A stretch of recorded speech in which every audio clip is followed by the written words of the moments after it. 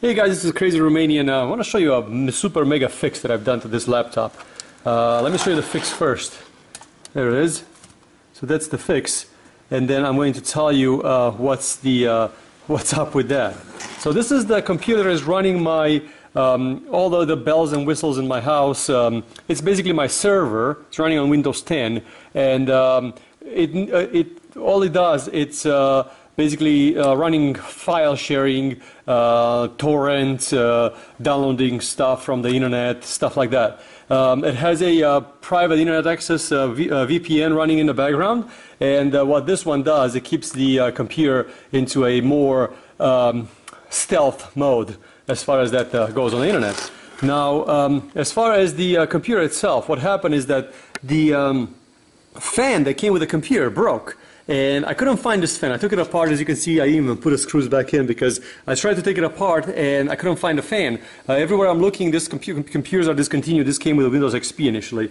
So because I couldn't fix that, what I did is I've basically just literally cut the fan out, just chopped it out of there, and literally installed an external fan on the outside with the wires that the computer came with.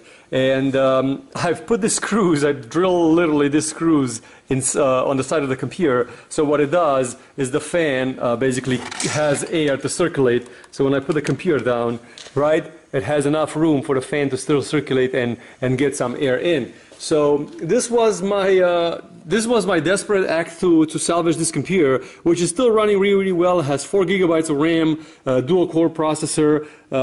It's one of those Centrinos, if you remember those old Centrinos processors. So it's a very good processor. It runs really well. It's just that the only problem that I had with it is the fact that I just couldn't get it. I couldn't get the fan for it, so I didn't want to throw it away. So basically, that's how I basically saved the computer. It has 4 gigs of RAM. It's a 2.2 gigahertz processor. So it's a very good computer for what I needed it to be. And yeah, this was the fix that I've done to it. It's very brutal, very damaging, but it works out. I did order a smaller fan. This is the smallest fan that I could find on the internet. The only problem with that fan is that it didn't really run very well. It didn't have very good flow. I started to make some weird noises after a while, and even though it was sold to me as a 3-pin fan, the computer was having an issue, couldn't read the speed on the fan. I think it was just a fake extra wire. So it needs one of these left fans that have 3 wires with a blue one, which is for RPM, so the computer can actually recognize there is a fan inside. This one was a little bit too big. And then I had one before, was even bigger, so this was even bigger.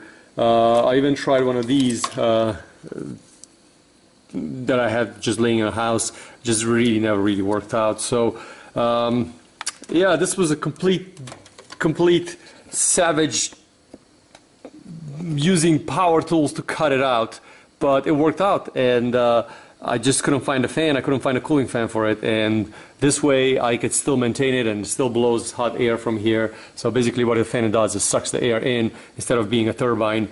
It just sucks the air in and then it just pushes it through here, and it keeps it fairly cool.